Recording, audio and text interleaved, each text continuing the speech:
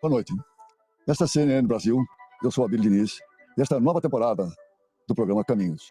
Caminhos para o nosso país, para o nosso Brasil.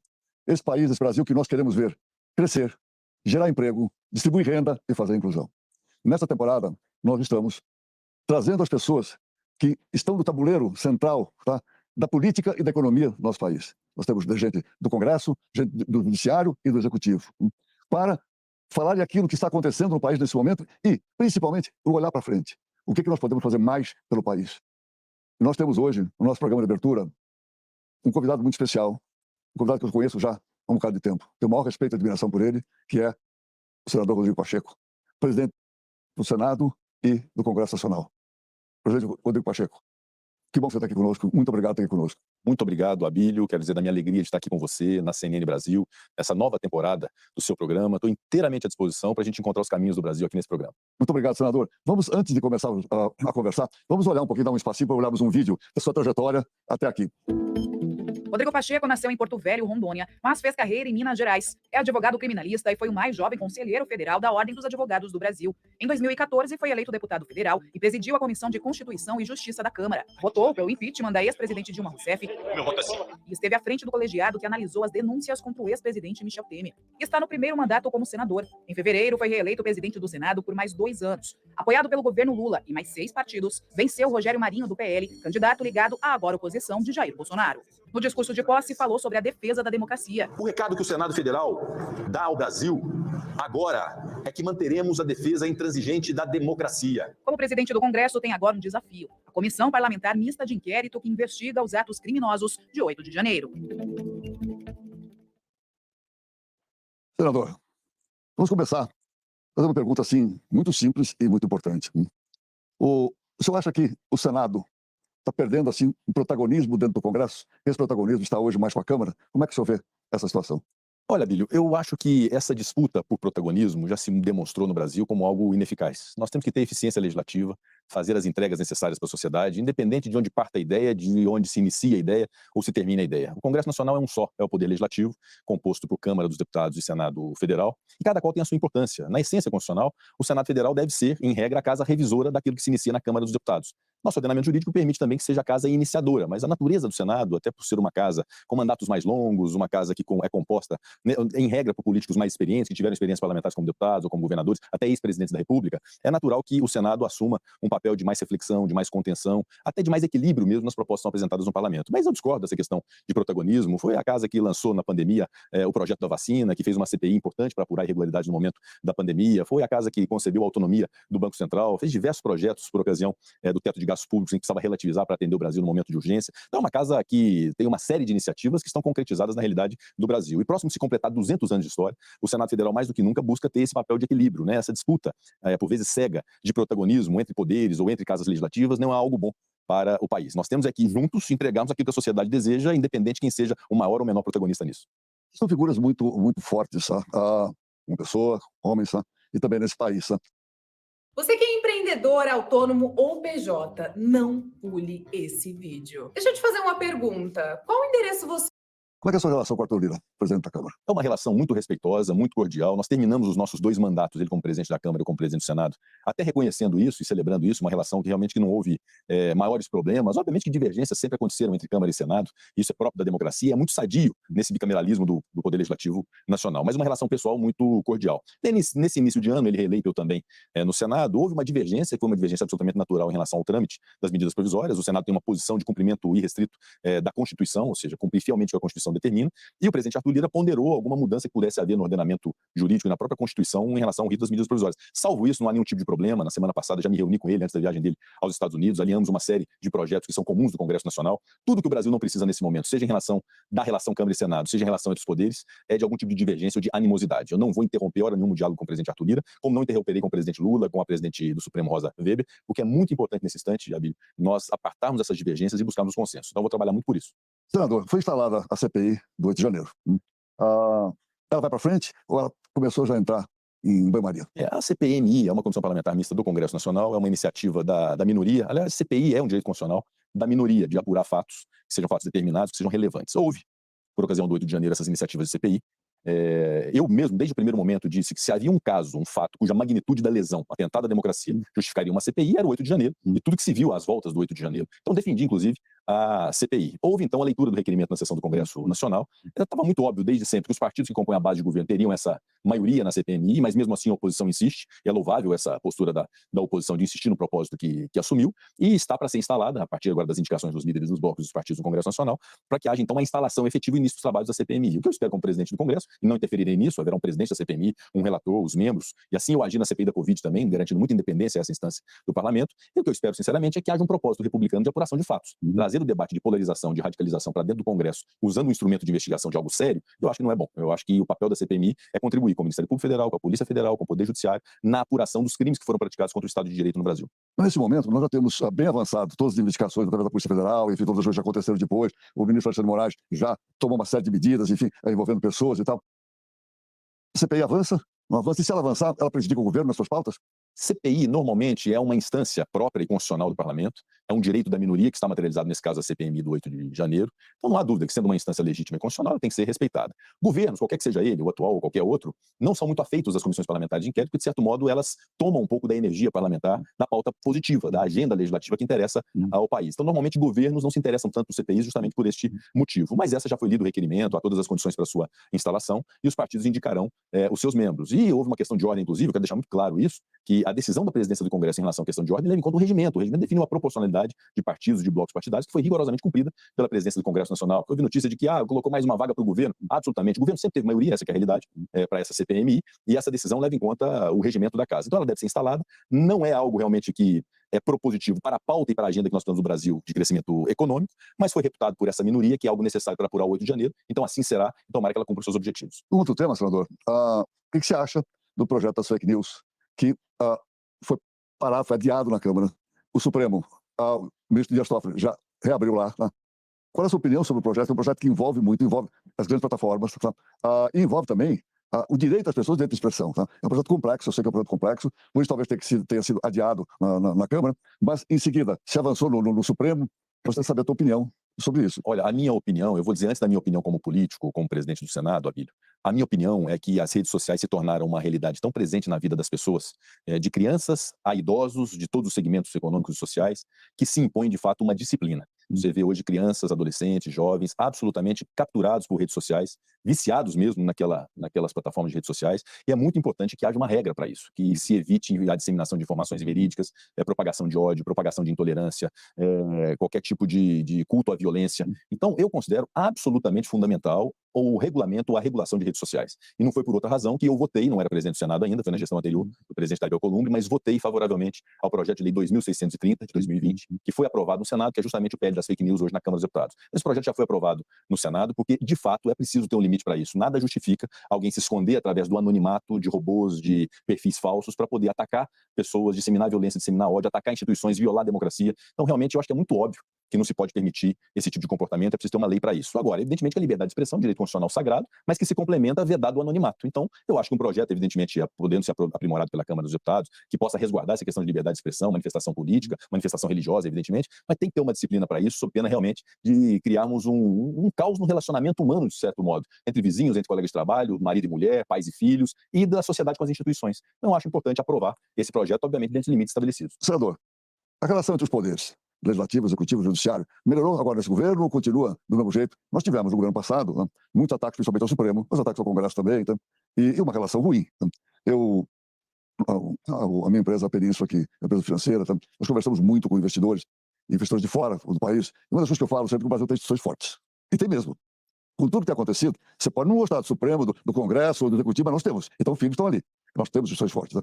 Como é que é a relação entre os que melhorou? Como é que está? De fato, houve um período conturbado e turbulento da política nacional, especialmente na relação executivo e poder judiciário, e nós, obviamente, identificávamos essas dificuldades próprias de uma política muito radicalizada, muito polarizada, e que realmente não é boa para o país. O que nós estamos buscando fazer agora com esse novo governo, um novo governo eleito, uma confiança renovada da maioria da sociedade em relação a essa nova proposta de governo, é manter essa mesma boa relação. Então, eu tenho um profundo respeito pelo presidente da República, Lula, tenho pelos ministros, tenho também pelo Supremo Tribunal Federal, mas esse respeito não pode ser confundido com subserviência, ou colocar o poder legislativo subjugado qualquer outro poder. Então, o diálogo tem que permanecer constante, permanente, nós temos que buscar soluções. A pauta da polêmica e das divisões, nós temos que colocar numa prateleira ao lado e encher a prateleira daquilo que importa para o Brasil, que é a pauta em conjunto do Executivo, do Legislativo e do Judiciário, naquilo que verdadeiramente interessa ao país. Então, eu tenho buscado estabelecer essa boa relação com o Presidente da República, com os ministros de Estado, dando inclusive o tempo necessário para que a articulação política possa ser feita, os ministros possam começar a ter os projetos de prioridade apresentados ao Congresso Nacional e ter no Congresso Nacional uma instituição forte, o suficiente para poder fazer aprovar aquilo que interesse ao Brasil e crítica ao mesmo tempo daquilo que eventualmente não convém ao Brasil, porque a democracia é também um exercício de divergência. E eu mesmo tenho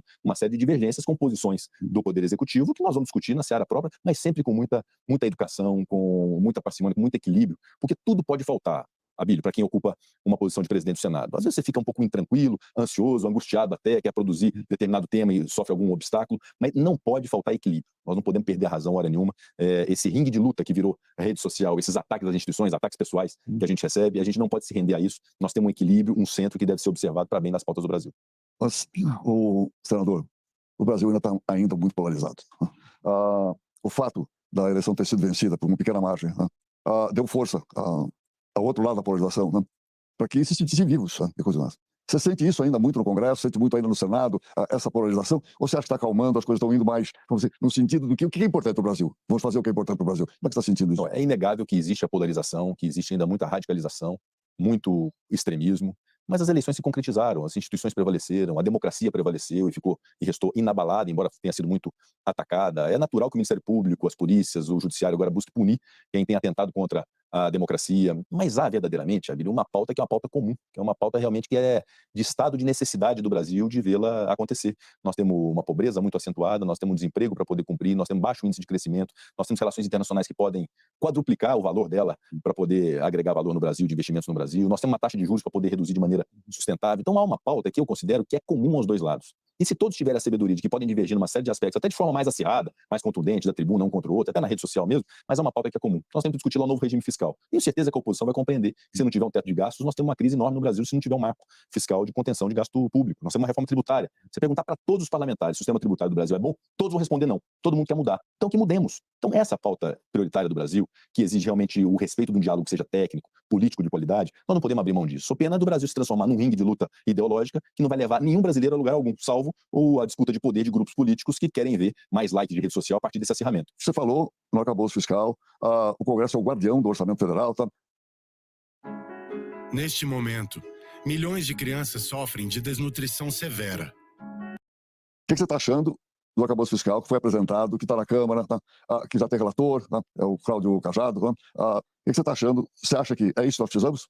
Eu considero que é fundamental, na ausência de um teto constitucional de gastos públicos, nós temos um modelo de contenção de gastos públicos, especialmente despesas atreladas ao crescimento da receita. Então isso é fundamental para o Brasil, nós não podemos abrir mão disso. E aqui eu faço justiça, porque eu, como deputado, votei no teto de gastos públicos, na reforma constitucional, que embora tenha sido um tanto radical em termos de despesas, a ponto de a gente ter que fazer várias PECs depois em emendas constitucionais para ressalvar o teto de gastos, especialmente na pandemia, mas aquela regra foi fundamental para que enfrentássemos uma crise que nós nem imaginávamos que fosse enfrentar, de uma pandemia do Covid-19, com certa resiliência na nossa economia, em razão da responsabilidade fiscal imposta a duras penas pelo teto de gastos públicos. Então eu devo reconhecer esse papel importante nessa quadra histórica do teto constitucional que foi estabelecido lá no ano de 2016. Agora é um novo governo. O novo governo propõe e propunha, inclusive, uma revogação do teto de gastos com um novo modelo que agora foi apresentado ao Congresso Nacional. A Câmara vai fazer o seu trabalho, nós vamos aguardar o trabalho da Câmara. Assim que chegar ao Senado, nós vamos ter um senso de urgência em relação a esse tema, porque a PEC da transição, que é a emenda constitucional que nós fizemos no governo de transição do presidente Lula, já nos impunha esse dever de estabelecer uma regra de gastos públicos. E assim será feito, eu não tenho dúvida. Hoje até a imprensa me perguntou também por que eu tenho tanta segurança na aprovação do arcabouço fiscal com essa oposição, que obviamente é uma oposição forte ao governo.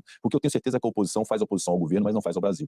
E a oposição sabe que nós precisamos ter uma regra de gasto. E ainda que ela repute que não seja ideal, eventualmente, ela sabe que precisa ter uma regra, que seja uma regra de contenção de gastos públicos, para evitar a gastança desenfreada. Então eu acredito muito na aprovação desse arcabouço fiscal e vai ser um elemento, inclusive, muito importante para nós conseguirmos a redução da taxa básica de juros, que é um fator fundamental para o crescimento econômico do Brasil e para a geração de emprego. Eu sei, você tem declarado isso, né?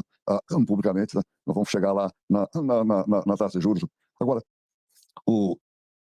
realmente, esse arcabouço fiscal, será que a contenção de despesa está suficiente?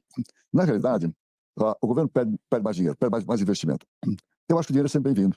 Porém, eu acho que se nós tivermos mais gestão, melhor gestão, nós podemos fazer mais com menos dinheiro. Eu não estou vendo ainda o governo preocupado com isso, de se organizar para ter uma gestão melhor. Aliás, senador, eu dou aula na GV há muitos anos, justamente sobre liderança e gestão, né?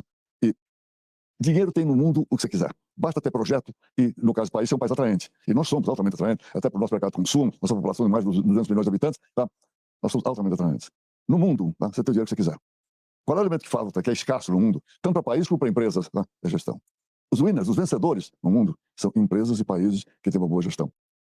O que você acha disso? Tá? Eu não estou vendo ainda o governo motivado, tá, para ter uma gestão mais eficiente, principalmente em campos como saúde, educação, que nós vamos fazer muito mais do que estamos fazendo. De fato, ainda o Brasil depende de uma aferição do gasto público, de uma qualidade do gasto público, e esse é um trabalho que deixaria todos os brasileiros muito felizes se o governo se incumbisse de priorizar a qualidade do gasto público. Não é sair cortando projetos sociais, benefícios públicos da sociedade, absolutamente, mas priorizando algo que muitos países civilizados no mundo estabelecem, que é a aferição da qualidade do gasto do Estado, ou seja, como ele se torna eficaz. Então, essa qualificação que vem da gestão que você está dizendo, isso incumbe ao Ministério da Gestão, ao Ministério do Planejamento, de fato, que é um trabalho nessa vertente do gasto público, não necessariamente para reduzir despesa pública, mas para tornar a despesa pública mais efetiva para o cidadão na ponta. Ninguém quer cortar Minha Casa Minha Vida, ninguém quer cortar Bolsa Família, ninguém quer cortar auxílio gestante, nada. Nós queremos fazer com que isso seja dimensionado de uma forma justa para a sociedade brasileira. Então, nós temos grandes desafios pela frente. Agora, nós só vamos conseguir conceber esses desafios com inteligência, com técnica, com boa convivência e harmonia entre os poderes, entre as casas legislativas, que é o que eu me proponho a fazer a todo instante, e com algo que eu gostaria de citar também, Abílio, que eu reputo muito importante, que é humildade. Acho que todo mundo tem que sentar à mesa com humildade e saber que não é dono da razão, que não tem o passe de mágica para a solução de todos os problemas, que há sempre alguém que conhece mais de algum assunto que você próprio e que você precisa escutar. Isso se aplica desde alguém lá na ponta que presta serviço público até um presidente do Senado, o presidente da Câmara, o presidente da República ou o ministro do Supremo Tribunal Federal. Então, essa humildade de todos, de poder sentar e discutir o Brasil com qualidade de discussão, acho que é fundamental. Senador, na sua campanha para ser presidente do Senado, do Congresso, o presidente Lula te apoiou a tua campanha, tá? Apoiou firmemente. Qual é a tua relação com o presidente Lula e com o governo? Eu conheci o presidente Lula um pouco antes da eleição dele para presidente, tivemos um encontro, e depois, logo após a eleição. Eu não o conhecia antes, e até no encontro eu disse a ele... Eles são muito jovens. Eu não conhecia pessoalmente, e o conheci e tivemos uma conversa muito, muito positiva. Eu vejo nele, sinceramente, além do histórico todo que eu acompanho como figura pública, como homem público, mas agora com uma relação mais próxima e mais pessoal. Eu vejo ele com um intuito que me parece muito nobre, que para mim é fundamental no homem público, que é cuidar das pessoas que precisam. A política serve para cuidar das pessoas que mais precisam. Não é? Essas pessoas que devem ser o foco principal. E ele tem uma essência nesse sentido, isso é inegável. Então, quando ele fala de política social, quando ele fala das dificuldades das pessoas pobres do Brasil, isso é algo que devia tocar todos os políticos, todas as pessoas, realmente ter esse mesmo propósito. Há um caminho para se chegar nesse estado de bem-estar social, de acabar com a fome e acabar com a miséria. Talvez a gente divirja um pouco nesses caminhos, ou seja, da forma como fazer. Mas essas divergências são naturais. Eu espero muito que ele possa respeitar o Congresso Nacional na busca desses caminhos para chegar nesse propósito que ele quer e verdadeiramente quer de erradicar a fome no Brasil. E que ele possa respeitar os nossos caminhos e que nós vamos com certeza respeitar os caminhos que ele sugerir também e vamos tentar buscar uma convergência. As duas casas, os dois poderes querem gerar emprego para as pessoas, não querem que as pessoas fiquem independentes do Estado, não querem também tirar o Estado da vida das pessoas totalmente e queremos acabar com essa desigualdade com a fome, gerando emprego. Então, o objetivo é o mesmo, nós só temos que encontrar a boa forma e o bom caminho para que isso aconteça. E o nosso papel no Congresso Nacional não é de ser subservientes ao Executivo, mas de sermos colaborativos com as pautas do Executivo, como fomos no governo anterior. Ou seja, sejamos honestos todos com esse governo, porque no governo anterior nós colaboramos muito para pautas que eram de interesse do governo. Nós aprovamos muitas pautas do governo anterior, tá? De forma, assim, até algumas até surpreendentes. Tá? Mas nós fizemos reformas. Senador, eu participei das discussões, não fui eu que elaborei, mas das discussões da Constituição de 88. Com o Bresser, com o Mário Covas, já falecido, tal coisa tal. A gente já sabia naquela altura que nós íamos ter reformas na frente. Isso lá em 88, quando a Constituição foi feita. Tá? E nós fizemos reformas. Tá? No primeiro governo do presidente Lula, tá? Lá em 2003, ele já falava em reformas. Tá? Inclusive uma reforma tributária. Quantas ele fez? Muito pouco. É um processo muito lento, né? Muito lento perante aquilo que o Brasil precisa. Que o Brasil precisa. Então, nós vamos acelerar isso. Eu não tenho dúvida nenhuma que a reforma tributária vai sair. O senhor hoje declarou na Fiesp que as divergências infindáveis em toda a discussão da reforma tributária continuam. Tá? Essas divergências infindáveis. De furadeira a lixa pra madeira. Busca no Magalu, tem no Magalu. Estude de onde e quando quiser. Faça uma graduação à distância na Cruzeiro do Sul Virtual. Com todas as divergências infindáveis, nós vamos conseguir aprovar? Temos que aprovar. O que eu disse de divergências infindáveis é porque elas provavelmente serão infindáveis. Por um lado, no caso de arrecadação do sistema tributário, ao Estado brasileiro. O Estado brasileiro não quer deixar de arrecadar, não quer reduzir sua arrecadação. Do outro lado, o contribuinte. O contribuinte não quer pagar mais, ninguém aceita uma carga tributária maior. Já começa aí a divergência. No Estado brasileiro há divergências entre a União, os Estados Federados e os municípios. Entre municípios há divergência. O município de São Paulo tem uma posição sobre a PEC 110 e 45, que é diferente do município de Altinópolis, no interior de São Paulo, que obviamente quer a reforma tributária porque ela é mais benéfica. Então essas divergências são infindáveis no próprio setor produtivo. A indústria tem uma concepção, o setor de serviços tem outra concepção. O que eu tenho dito é que chegou a hora da política brasileira, leia-se governo federal, ministro da Fazenda, presidente da República e Congresso Nacional, senadores e deputados, terem uma opção. Ou seja, qual é a opção? Qual é a escolha que nós vamos fazer, ainda que isso, de algum modo, sacrifique no primeiro momento algum setor ou algum ente federado. Essa opção, que é a arte de escolha da política, ela precisa ser exercida em relação à reforma tributária. Então é isso que eu digo, as divergências vão continuar, mas nós vamos ter que, mesmo com as divergências, impor a votação pela maioria, para que a maioria decida qual é o modelo tributário que deseja. E a reforma tributária não é a única solução para o problema tributário do Brasil. Será fundamental que o Poder Executivo, através de suas instâncias, inclusive a Receita Federal, e o Poder Judiciário, através das suas instâncias, o Supremo Tribunal Federal, o juiz de direito, o juiz federal, tenham a aceitação daquilo que o Congresso fizer como modelo tributário para se garantir segurança jurídica para o país. No dia que nós fizermos isso, Abílio, somado a tudo que já foi feito no parlamento de reforma política, de reforma previdenciária, de reforma trabalhista, todos esses marcos legislativos, nós teremos aí sim o cenário propício, não impassível de modificações, que no futuro nós vamos ter que modificar uma opção de outras coisas, inclusive previdência, reforma política, mas nós vamos ter um ambiente muito propício para o nosso crescimento, porque de fato o sistema tributário tem sufocado diversos crescimentos, inclusive o da indústria do Brasil. Sem dúvida nenhuma. Senador, a minha preocupação, eu tenho manifestado isso publicamente, né? É justamente vamos fazer a reforma possível. Isso me deixa arrepiado, tá? Vamos fazer a reforma possível, tá? Ou então, vamos fatiar a reforma. Pior ainda. Eu acho o seguinte, aliás, eu falei outro dia isso no Conselhão, até para as pessoas do Conselho, tá? Vamos apoiar as pessoas que estão encarregadas de fazer isso. Vamos aprovar o ministro Haddad, vamos aprovar a ministra Simone Tebet, o próprio vice-presidente Alckmin. Vão aprovar na luta para que se faça essa reforma tributária. Não é possível que se faça a necessária. E que não se fatie. Porque se fatiar, o legislador não vai fazer. Tá? Eu tenho um certo receio disso, tá? E espero que vocês no Congresso tenham força para realmente aprovar essa reforma tributária. Senador, primeiro mandato do presidente Lula, ele quis fazer a reforma tributária em 2003. Ninguém fez. Né? O governo passado, Paulo Guedes, queria fazer, não fez. Não faz. Agora, parece que está no caminho certo. Nós vamos fazer. Está na marca do pênalti. Está na marca do pênalti. Vocês precisam chutar agora. Tá? O senador, tem um projeto do Congresso, né, que precisaria mudar o tempo de permanência do ministro do Supremo Tribunal Federal. Em vez de ser por tempo, por idade, passar a ser um mandato de 8 anos, tá? Sem direito à reeleição. Isso obrigaria a uma renovação mais constante. O que você acha disso? Isso é experimentado em alguns países. Eu, inclusive, no processo da disputa à presidência do Senado, quando se falava a respeito de impeachment de ministro supremo como solução de todos os males, eu dizia justamente que o papel do legislativo é de legislar em torno desse tema. E uma das propostas que eu considero muito honesta e muito apropriada é essa questão dos mandatos para ministros da Suprema Corte. E já disse isso, inclusive, aos ministros do Supremo Tribunal Federal, com quem tenho muito bom trato, inclusive, dizendo que isso seria muito salutar para o Supremo Tribunal Federal estipular um prazo de permanência no Supremo Tribunal Federal com, eventualmente, o aumento da idade mínima de inclusão, porque quando se concebeu os 35 anos de idade mínima, o brasileiro tinha uma expectativa de vida. O mesmo aumento da expectativa de vida que impôs a reforma previdenciária poderia impor um aumento da idade mínima de para 45 para 50 anos de idade para um ministro da Suprema Corte. Um prazo um pouco mais dilatado do que os 8 anos, justamente para se dar mais estabilidade à jurisprudência do país, que é feita prioritariamente no Supremo Tribunal Federal, mas um prazo, garantindo, inclusive, uma aposentadoria especial ao final para que se dê independência àquele que está ocupando o cargo de ministro do Supremo Tribunal Federal. Então, são ideias que eu considero absolutamente honestas, que podem ser debatidas a partir de agora, que eu acho que seria muito sadio para o Poder Judiciário. O ministro Gilmar Mendes já se manifestou que é contra essa proposta. Já me falou isso. Diz que é um cavalo de Troia. Ele não explicou por que é um cavalo de Troia, mas sabe por que ele é contra? O receio do ministro Gilmar, ele já me externou isso.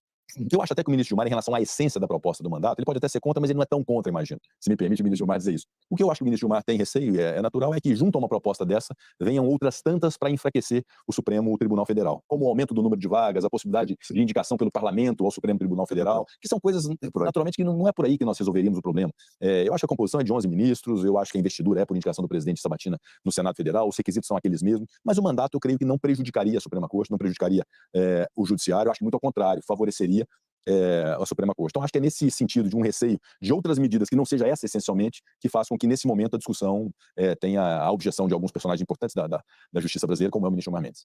Senador, nós vamos fazer um pequeno intervalo aqui e já voltamos aqui com a nossa conversa, com esse nosso bate-papo.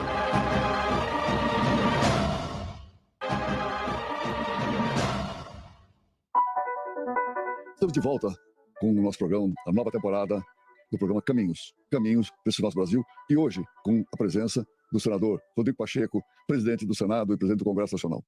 Senador, você tem se manifestado, até já falamos um pouquinho nisso hoje, né, sobre taxa de juros, né, que a taxa de juros está muito alta, o país não cresce com isso, coisa tal. O que você pensa disso assim com um pouco mais? Você tem falado com o presidente do Banco Central, tem conversado com ele um pouquinho, o que dá para fazer? Bom, primeiro, Abílio, deixar muito claro em relação a essa postura nossa do Senado, o fato de que a autonomia do Banco Central, que permite com que lá estejam mandatários insuscetíveis a interferências políticas e que tenham inamovibilidade, eles permanecem quando quiserem permanecer, é fruto de um projeto do Senado Federal. Eu votei a favor, que uma vez aprovado, eu defendi no Supremo Tribunal Federal a sua constitucionalidade para ter a realidade do Brasil da autonomia do Banco Central.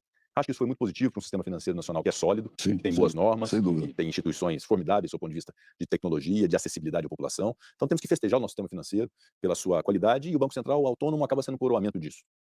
Mas isso também me permite, até com essa legitimidade de alguém que foi favorável à autonomia do Banco Central, discutir e pontuar algo que eu acho também que todos concordam, que nós não podemos nos contentar com essa posição do Brasil de maior taxa de juros real do mundo. Isso já é assim há muito tempo, não é responsabilidade do Banco Central de agora, mas é algo que nós temos que pontuar. E a taxa básica de juros por ano a 13,75 é uma taxa que naturalmente inibe o crescimento. Isso não é vindo só da fala do presidente da República, do ministro da Fazenda. Isso é do setor produtivo, de industriais, de comerciantes, de empresários, de pequenos empresários. Então, é muito mais um apelo para que o Banco Central tenha reflexão acerca desse tema, que tem um componente político também, um componente de sensibilidade social, mas que obviamente prepondera a questão técnica, que eu respeito, mas que realmente tenha atenção para esse tema e que possamos encontrar os caminhos para a redução gradativa da taxa de juros. Ninguém quer que reduza de 13,75 para 12 numa tacada só. Naturalmente que não é isso que se pretende. Eu recebi o presidente Roberto Campos Neto no Senado Federal, inclusive na residência oficial do Senado, conversamos por 3 horas a respeito disso. Ele tem fundamentos, ele tem um histórico disso, ele tem as explicações em relação a esse tema. Depois tivemos juntos um evento em Londres, na Inglaterra, a tratar também desse tema, sempre de maneira muito cortês, com muita urbanidade, sem nenhum tipo de ataque de índole pessoal ou qualquer tipo de constrangimento. É realmente uma discussão política de alto nível sobre os caminhos que nós temos para a redução da taxa de juros.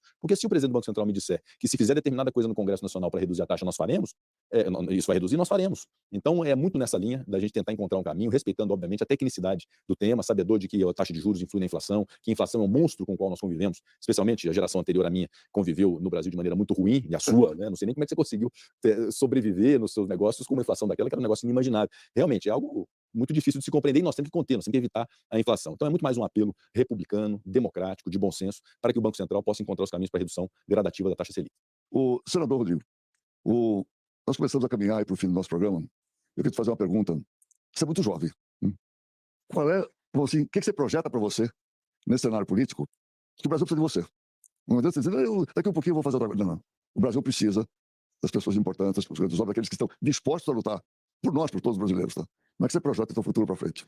Abílio, eu quando exerci a minha profissão de advogado, e felizmente eu tive, embora eu gostasse muito de política, eu tive o discernimento de compreender que a política tinha que ser uma consequência daquilo que eu fizesse. Então eu aprendi um ofício, exerci uma profissão, militei na Ordem dos Advogados do Brasil, e o meu objetivo era ser deputado federal. Eu tinha um objetivo de ser deputado federal, ter um mandato de deputado federal.